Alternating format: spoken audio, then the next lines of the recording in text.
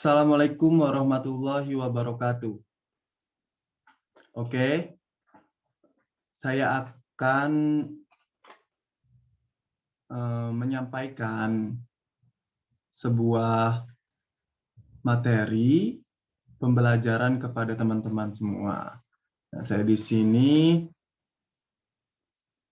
ingin berbagi, ingin sharing tentang sebuah pembelajaran, sebuah materi pembelajaran kepada kalian semua. Nah, sebelum saya memberikan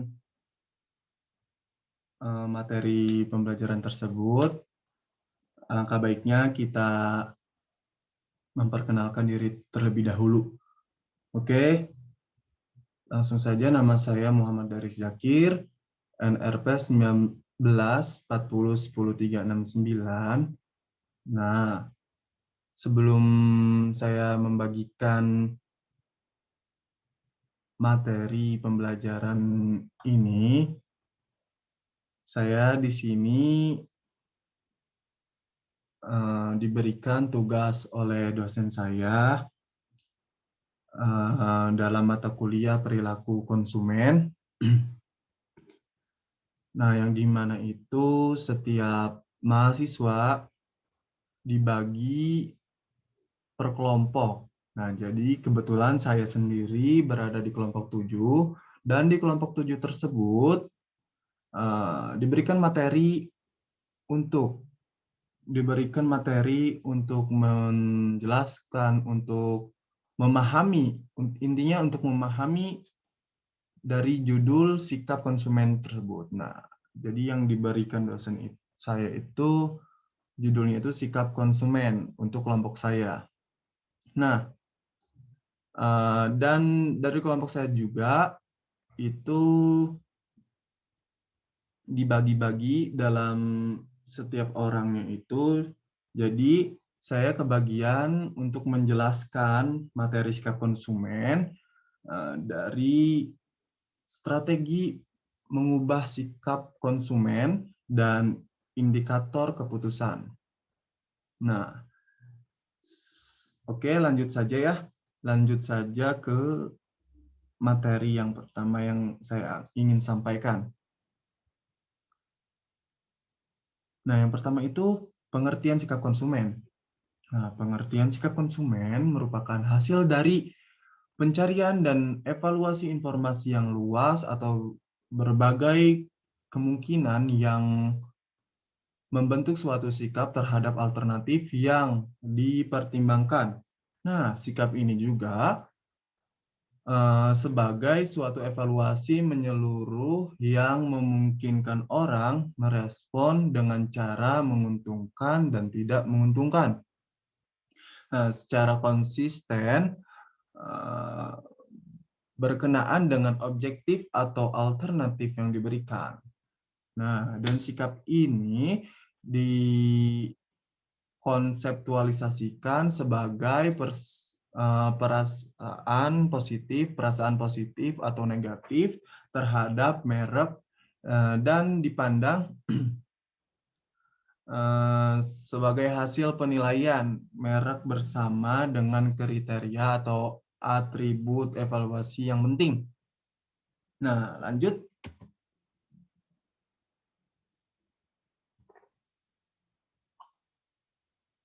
Nah, selanjutnya itu fungsi sikap. Fungsi sikap. Fungsi sikap itu dibagi menjadi 4 bagian. Nah, yang pertama itu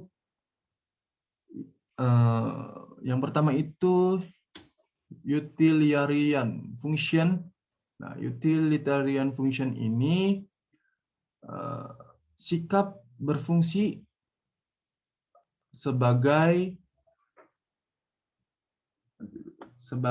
penyesuaian sosial dan membantu individu merasa menjadi bagian dari masyarakat. Nah, ini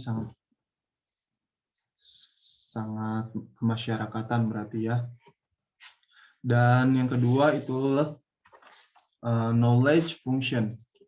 Nah, sikap ini membantu individu untuk memahami dunia yang membawa keteraturan terhadap bermacam-macam informasi yang perlu diasimilisasikan dalam kehidupan sehari-hari. Nah, setiap individu memiliki motif untuk ingin tahu, ingin mengerti, ingin banyak dapat pengalaman dan pengetahuan. Nah, yang ketiga itu adalah value expressive function. Nah, value expressive function ini bersikapnya ini mengkomunikasikan nilai dan identitas yang dimiliki seseorang terhadap orang lain. Nah, dan yang terakhir itu yang keempat adalah ego defensive function. Nah, ego defensive function ini sikap melindungi diri, menutupi kesalahan, agresi dalam rangka mempertahankan diri. Nah, sikap ini mencerminkan kepribadian individu yang bersangkutan dalam masalah-masalah yang belum mendapatkan penyelesaian secara tuntas, sehingga individu berusaha mempertahankan dirinya secara tidak wajar karena ia merasa takut kehilangan statusnya. Oke, lanjut. Yaitu model sederhana sikap konsumen. Nah, model sederhana sikap konsumen ini dibagi menjadi 3 bagian. Yang pertama itu komponen kognitif. Komponen kognitif berkaitan dengan pikiran atau otak seseorang. Apa yang dipikirkan konsumen, kognitif bersifat rasional, masuk akal. Nah, dan yang kedua itu komponen efektif. Komponen efektif ini berkaitan dengan perasaan. Nah, jadi sifatnya itu emosional. Wujudnya bisa berupa perasaan senang, sedih, ceria, gembira, dan lainnya. Nah, dan yang terakhir itu yang ketiga, itu komponen konatif. Komponen konatif itu bisa disebut juga sebagai psikomotor. Nah, komponen konatif ini berkaitan dengan tindakan. Nah, wujudnya adalah keterampilan seseorang. Misalnya keterampilan dalam menyetir, berolahraga, memasak, dan lain sebagainya. Lanjut. Nah, ini adalah karakteristik konsumen. Karakteristik konsumen ini dibagi menjadi punya beberapa bagian. Yaitu ada 10 bagian. Yang pertama itu memiliki pola pikir jangka pendek.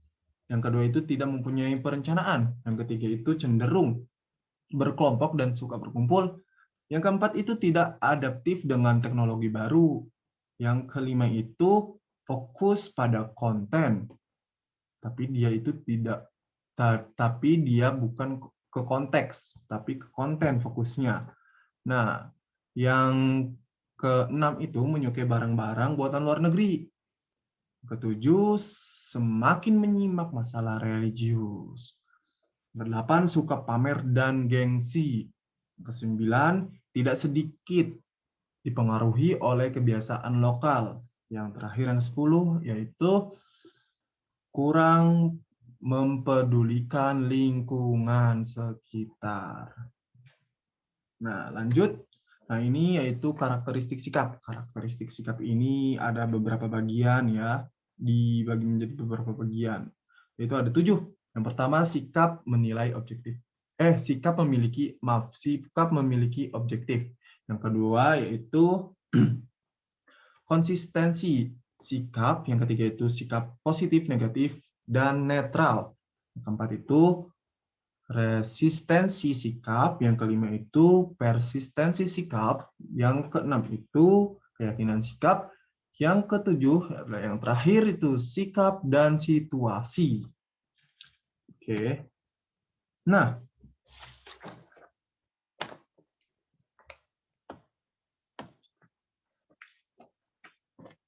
Selanjutnya itu pembentukan sikap. Nah, pembentukan sikap ini memerlukan pemahaman proses. Nah, dalam pembentukan ini harus ada pemahaman prosesnya, yaitu mempelajari melalui classical conditioning, instrument conditioning, cognitive learning theory, dan observational learning. Faktor-faktor ini yang bisa mempengaruhi pembentukan sikap antara lain. Nah, itu ada 5 ya pembentukan sikapnya. Itu pengalaman pribadi ya tentu, pengaruh keluarga dan teman-teman. Nah, ini sangat penting nih. Yang ketiga ini direct marketing. Wah, benar. Yang keempat ini media massa. Yang kelima ini karakteristik individu. Nah, selanjutnya sikap konsumen dapat berubah akibat dari strategi produsen untuk memenangkan pasar persaingan. Nah, strategi mengubah sikap konsumen antara lain dengan cara ada 5. Yang pertama itu mengubah evaluasi relatif terhadap atribut. Nah, yang dimana dengan menawarkan produk, diantaranya dengan cara menawarkan produk dengan atribut berbeda dan penting. Nah, yang kedua itu mengubah keyakinan merek, salah satunya dengan cara mengklaim merek perusahaan mempunyai kelebihan. Nah, si perusahaan ini harus mempunyai kelebihan dari suatu merek tersebut. Yang ketiga itu menambah atribut. Yang keempat itu mengubah sikap secara keseluruhan. Nah, antara lainnya dengan cara mengubah langsung pada merek tersebut.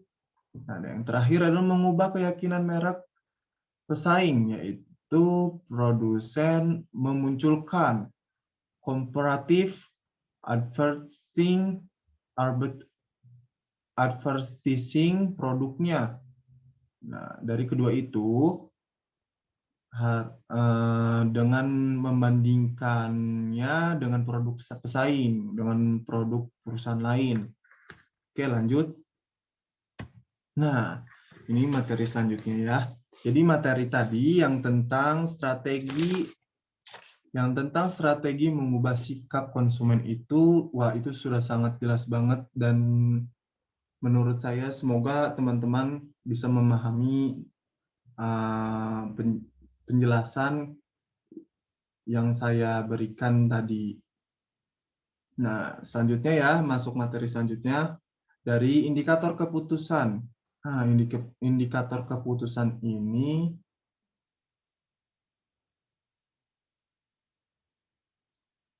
dibagi menjadi 4 bagian, yaitu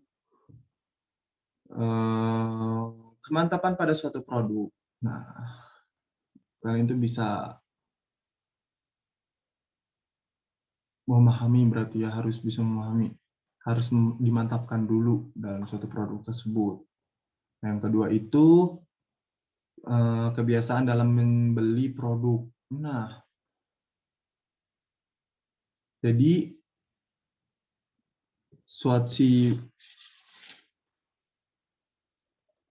kita itu harus bisa meyakini si konsumen terhadap produk kita sendiri. Jadi supaya si konsumennya itu mengingat produk kita. Jadi si konsumennya bisa terus-menerus dalam melakukan pembelian produk yang sama, yaitu produk dari produk kita sendiri atau dari perusahaan kita sendiri. Yang ketiga, memberikan rekomendasi kepada orang lain. Nah, ini sangat dipakai ya di zaman-zaman sekarang, di masa-masa sekarang maksudnya. Itu sangat penting untuk menyebarluaskan merek produk kita kepada orang lain. Jadi itu sangat membantu untuk memberikan rekomendasi kepada orang lain. Jadi ya sekarang media sosial ini sangat benar-benar penting untuk kita semua ya, untuk dalam suatu perusahaan juga sangat penting. Nah, dan yang terakhir yaitu melakukan pembelian ulang. Nah, pembelian ulang ini itu melakukan pembelian produk atau jasa untuk membeli lagi barang tersebut, barang produk kita tersebut atau perusahaan tersebut. Maka pembelian kedua dan selanjutnya disebut pembelian ulang, itulah dia namanya. Oke, cukup sekian ya dari saya untuk memberikan memberikan atau tentang sharing pembelajaran materi tentang sikap konsumen, yaitu yang saya sampaikan, yaitu dua materi yang saya sampaikan itu strategi mengubah sikap konsumen dan indikator keputusan ini. Oke, cukup sekian dari saya. Mohon maaf apabila ada kesalahan. Terima kasih. Assalamualaikum warahmatullahi wabarakatuh.